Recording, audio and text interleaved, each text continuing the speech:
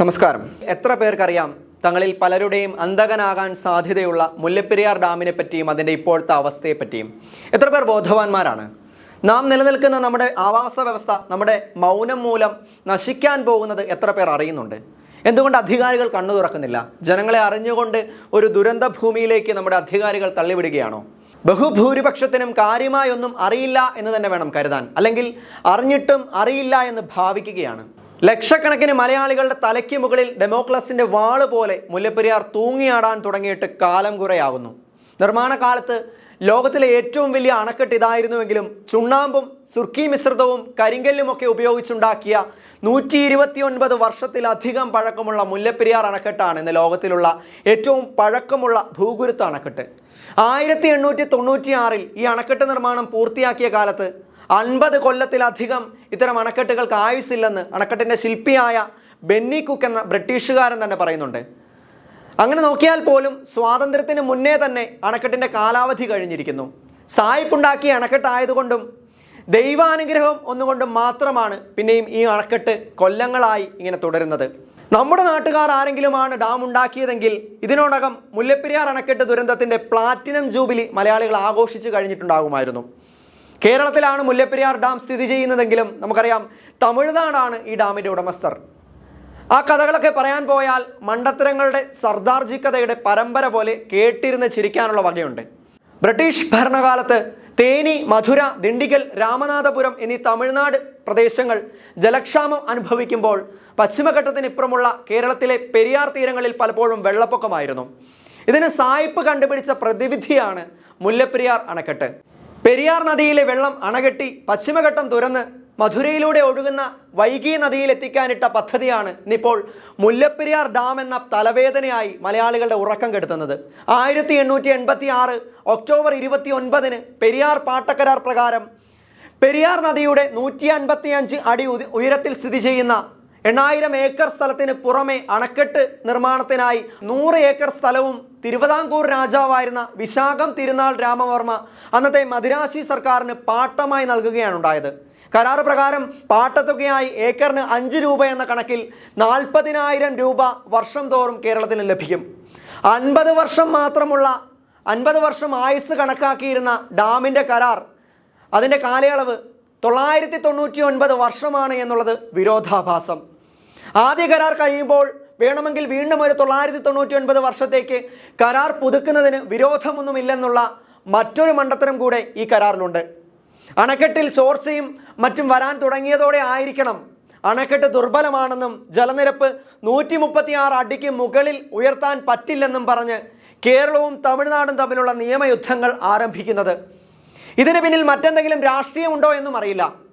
Dam പൊട്ടിയാലും തമിഴ്നാട്ടിലേക്ക് വെള്ളമൊഴുകി അവർക്ക് അപകടമൊന്നും ഉണ്ടാകാൻ പോണില്ല. അതുകൊണ്ട് കിട്ടുന്നിടത്തോളം കാലം വെള്ളം ഊറ്റാനാണ് തമിഴ്നാടിൻ്റെ പദ്ധതി. ഡാം പൊട്ടിയാൽ 35 കിലോമീറ്റർ താഴെയുള്ള ഇടുക്കി ഡാം ആ വെള്ളം മുഴുവൻ താങ്ങിക്കോളും എന്നുള്ള മുടന്തൻ ന്യായങ്ങളാണ് തമിഴ്നാട് സർക്കാർ നിരത്തുന്നത്. മുല്ലപ്പെരിയാർ തകർന്നാൽ ഇടുക്കി ഡാമിനെയും തകർത്ത്, ലോവർ പെരിയാർ ഡാമിനെയും തകർത്ത്, ഭൂതത്താൻകെട്ടും ഡാമിനെയും തകർത്ത് 120 TMCയോളം വെള്ളം സകലതിനെയും തൂത്തുവാരി സംഹാരതാണ്ഡവമാടി അറബിക്കടലിൽ ചെന്ന് പതിക്കും. ഇത്രയും അളവിൽ വെള്ളം പതിക്കുമ്പോൾ കടൽ പിൻവാങ്ങി വലിയൊരു സുനാമിയായി തിരിച്ചടിക്കാനുള്ള സാധ്യതയും വളരെയേറെയാണ്. അതുമാത്രമല്ല, നമ്മുടെ പെട്രോളിയം റിഫൈനറി തകർന്ന് ക്രൂഡ് ഓയിൽ നദികളിലും സമുദ്രത്തിലും കലരുകയും ഗെയിൽ, ONGC പോലെയുള്ള എല്ലാത്തിൻ്റെയും അവസാനമാവും എന്നതും മറ്റൊരു യാഥാർത്ഥ്യമാണ്. അത് സമുദ്രത്തിലെ എല്ലാ ജീവജാലങ്ങളെയും കൊല്ലും. അതിൽ നിന്ന് തീ പടർന്നാൽ അത് എവിടം വരെ വ്യാപിച്ചിട്ടുണ്ടോ അവിടം വരെ കത്തി നശിക്കും. അത് ഇന്ത്യ എന്ന രാജ്യത്തിന് തന്നെ ചിലപ്പോൾ തീരാത്ത ക്ഷീണമായി മാറും. എല്ലാ കെമിക്കൽ ഫാക്ടറീസും കൂടി ഇതിൽ പൊട്ടി വിഷവാതകങ്ങൾ കൂടി പ്രകൃതിയിൽ കലരുമ്പോൾ ഈ ദുരന്തത്തെ അതിജീവിച്ചവരുടെ കാര്യത്തിൽ കൂടി ഒരു തീരുമാനമാകും. വിഷപ്പുക ശ്വസിച്ച് അവരും മരണമടഞ്ഞിട്ടുണ്ടാകും. കേരളം, കർണാടകം, തമിഴ്നാട്, ശ്രീലങ്ക, ലക്ഷദ്വീപ്, ഗോവ, മുംബൈ തീരങ്ങൾ എല്ലാം കടലെടുക്കാനുള്ള സാധ്യതയും ഏറെയാണ്. വയനാട് ദുരന്തം നമുക്കെല്ലാം ഒരു ഓർമ്മപ്പെടുത്തലാണ്. ഇപ്പോൾ സംഭരണശേഷി 136 അടിയായി കുറച്ചെങ്കിൽ കൂടി ഇപ്പോഴും വലിയ അപകട ഭീഷണി മുഴക്കി അപകട നിലയിൽ തന്നെ മുല്ലപ്പെരിയാർ തുടരുന്നു. എന്നാൽ മഴക്കാലമാകുമ്പോൾ ഇടുക്കി ഡാം നിറഞ്ഞു കവിയുന്നതാണ് നമ്മളെല്ലാവരും എല്ലാ കൊല്ലവും കണ്ടുകൊണ്ടിരിക്കുന്നത്. മുല്ലപ്പെരിയാറിലെ വെള്ളം കൂടെ താങ്ങാൻ ഇടുക്കി ഡാമിന് ആകില്ല എന്നുള്ളത് പകൽ പോലെ വ്യക്തമായ ഒരു കാര്യമാണ്.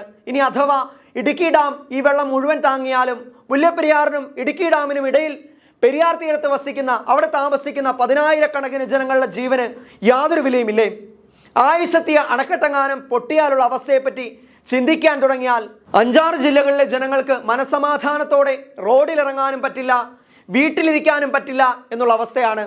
അപകടം എന്തെങ്കിലും ഉണ്ടായാൽ കണക്കുകൾ സൂചിപ്പിക്കുന്നത് ശരിയാണെങ്കിൽ ഇടുക്കി, കോട്ടയം, പത്തനംതിട്ട, എറണാകുളം, തൃശൂർ, ആലപ്പുഴ എന്നീ ജില്ലകളിൽ കുറഞ്ഞത് 40 ലക്ഷം ജനമെങ്കിലും മരിക്കും. പണ്ഡിതനും പാമരനും പണമുള്ളവനും പണമില്ലാത്തവനും സിനിമാക്കാരനും രാഷ്ട്രീയക്കാരനും കേന്ദ്രത്തിൽ പിടിയുള്ളവനും പിടിയില്ലാത്തവനും കുട്ടികളും വലിയവരുമടക്കം ലക്ഷക്കണക്കിന് മനുഷ്യാത്മാക്കൾ വീട്ടിലും റോഡിലും പാടത്തും പറമ്പിലുമൊക്കെയായി മരിച്ചു കിടക്കുന്നുണ്ടാവും. കുറേ അധികം പേർ ആർക്കും ബുദ്ധിമുട്ടൊന്നും ഉണ്ടാക്കാതെ അറബിക്കടലിന്റെ അഗാധത്തിൽ സമാധിയാകും. കന്നുകാലികൾ അടക്കമുള്ള മിണ്ടാപ്രാണികളുടെ കണക്കൊന്നും മുകളിൽ പറഞ്ഞ 40 ലക്ഷത്തിൽ പെടുന്നില്ല. കെട്ടിടങ്ങൾക്കുള്ളിലും വാഹനങ്ങളിലുമൊക്കെയായി കുടുങ്ങിക്കിടക്കുന്ന ഇത്രയും അധികം ശവശരീരങ്ങൾ 24 മണിക്കൂറിനകം കണ്ടെടുത്ത് ശരിയാവണ്ണം മറവ് ചെയ്തില്ലെങ്കിൽ ജീവനോടെ അവശേഷിക്കുന്ന ബാക്കിയുള്ള മനുഷ്യജന്മങ്ങൾ പകർച്ചവ്യാധികളും മറ്റ് രോഗങ്ങളും പിടിച്ച് നരകിച്ച് ചാകും. ഇക്കൂട്ടത്തിൽ മുല്ലപ്പെരിയാറിന്റെ പേരിൽ പട നയിക്കുന്ന തമിഴനും ലക്ഷക്കണക്കിനുണ്ടാകും. നദീജലം നഷ്ടമായതുകൊണ്ട് തേനി, മധുര, ദിണ്ടിഗൽ, രാമനാഥപുരം എന്നിങ്ങനെ കൃഷിയെ മാത്രം ആശ്രയിച്ചു കഴിയുന്ന 10,000-കണക്കിന് തമിഴ് മക്കൾ വരൾച്ചയും പട്ടിണിയും കൊണ്ട് വലയും. ഇന്ദിരാഗാന്ധി കൊല്ലപ്പെട്ട സമയത്ത് സർദാർജിമാർക്ക് നേരെ പൊതുജനം ആക്രമണം അഴിച്ചുവിട്ടതുപോലെ കൺമുൻപിൽ വന്നുവിടുന്ന തമിഴന്മാരോട് മലയാളികൾ വികാരപ്രകടനം വല്ലതും നടത്തുകയും അതേ നാണയത്തിൽ തമിഴ് മക്കൾ പ്രതികരിക്കുകയും ചെയ്താൽ ഒരു വംശീയ കലാപം തന്നെ രാജ്യത്ത് പൊട്ടിപ്പുറപ്പെട്ടെന്ന് വരും. ഇതെല്ലാം കഴിഞ്ഞിട്ടും അവശേഷിക്കുന്ന മലയാളിയും തമിഴനും ഈ ദാരുണ സംഭവത്തിന്റെ പഴി അങ്ങോട്ടും ഇങ്ങോട്ടും ചാരി വീണ്ടും കാലം കഴിക്കും. ഒരു രാജാവിന് പറ്റിയ അബദ്ധം നാളിത്ര കഴിഞ്ഞിട്ടും തിരുത്താനാകാതെ പ്രജകളെ പരിപാലിക്കുന്ന പേരിൽ നികുതിപ്പണം തിന്നുകുടിച്ച് സുഖിച്ചു കഴിഞ്ഞു പോകുന്ന മന്ത്രിമാരെയും അവരുടെ പിണിയാളുകളെയും നാമൊക്കെ പിന്നെയും വൻ ഭൂരിപക്ഷത്തിന് തിരഞ്ഞെടുത്ത് തലസ്ഥാനത്തേക്കും കേന്ദ്രസ്ഥാനത്തേക്കും അയച്ചുകൊണ്ടിരിക്കും. ആ രാഷ്ട്രീയ വിഷജീവികളൊക്കെ ഇടതും വലതും കളിച്ച് വീണ്ടും മാറി മലയാള സമൂഹത്തെ ഒന്നാകെ കൊള്ളയടിക്കും.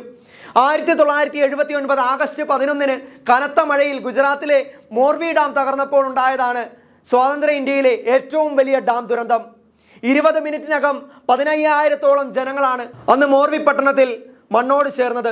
ഡാം പരിസരത്തെങ്ങാനും റിക്ടർ സ്കെയിൽ സൂചിക 6 എത്തുന്ന രീതിയിലുള്ള ഒരു ഭൂചലനമോ മറ്റോ ഉണ്ടായാൽ എല്ലാം അതോടെ തീരും.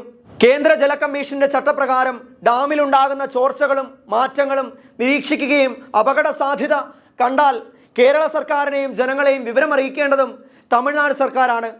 കേസും കൂട്ടവുമായി കേരളത്തിനെതിരെ ശത്രുമനോഭാവത്തോടെ നിൽക്കുന്ന അവർ ആ കാര്യത്തിൽ എത്രത്തോളം ശുഷ്കാന്തി കാണിക്കുന്നുവെന്ന് കണ്ടു തന്നെ അറിയണം. എമർജൻസി ആക്ഷൻ പ്ലാൻ എന്ന അറ്റകൈയെക്കുറിച്ച് ചർച്ചകൾ നടക്കുന്നുണ്ട്. അണക്കെട്ട് പൊട്ടിയാൽ പ്രധാനമായും ചെയ്യാനുള്ള രക്ഷാപ്രവർത്തനങ്ങളാണ് ഈ പറഞ്ഞ ആക്ഷൻ പ്ലാൻ. എന്തൊക്കെ പ്ലാൻ ചെയ്താലും എത്രയൊക്കെ നടപ്പിലാക്കാൻ പറ്റും? ഈ വെള്ളപ്പാച്ചിലിനിടയിൽ എത്ര പേരുടെ ജീവനും സ്വത്തും രക്ഷിക്കാനാകും? ജലം പൊങ്ങി ഉയർന്നു വരുന്നതിനിടയ്ക്ക് തിക്കിനും തിരക്കിനുമിടയിൽ എല്ലാം വെള്ളത്തിൽ വരച്ച വര പോലെ മാത്രമേ ആകൂ.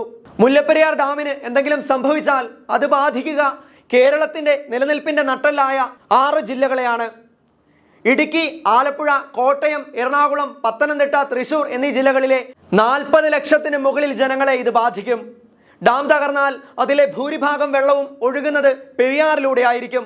ഭൂചലന തീവ്രത 8 വരെ എത്തിയാലും പ്രതിരോധിക്കാൻ കഴിയുന്ന കനേഡിയൻ സാങ്കേതിക വിദ്യ ഉപയോഗിച്ചാണ് പെരിയാറിലെ 2ാമത്തെ അണക്കെട്ടായ ഇടുക്കി ഡാം നിർമ്മിച്ചിരിക്കുന്നതെങ്കിൽ കൂടി മുല്ലപ്പെരിയാർ ഡാം തകർന്നാലുണ്ടാകുന്ന ശക്തമായ ഒഴുക്ക് അതിജീവിക്കാൻ ഇടുക്കി ഡാമിന് കഴിയുമോ എന്ന് പറയാനാവില്ല. രാഷ്ട്രീയ മുന്നേറ്റങ്ങൾക്കും മറ്റ് പല കാരണങ്ങൾക്കുമായി ജനങ്ങളുടെ കണ്ണിൽ പൊടിയിട്ട് നമ്മുടെ തലയ്ക്ക് മുകളിൽ ഒരു ജലബോംബിനെ കെട്ടിവെച്ചിരിക്കുന്ന സർക്കാർ എന്തേ ഒന്നും മിണ്ടാത്തത്? എന്തേ ഒന്ന് സമയോചിതമായി പ്രവർത്തിക്കാത്തത്? മനുഷ്യജീവൻ എന്തേ നമ്മുടെ നാട് ഒരു വിലയും കൊടുക്കാത്തത്? ഇന്ന് നമുക്ക് ജീവനുണ്ട്, ഇനി അങ്ങോട്ട് എന്ന് വരെയെന്ന് നമുക്കറിയില്ല. പ്രതികരിക്കാം നമുക്ക്, നമ്മുടെ നാടിനും നമ്മുടെ ജീവനും നമ്മുടെ വരും തലമുറയ്ക്കും വേണ്ടി.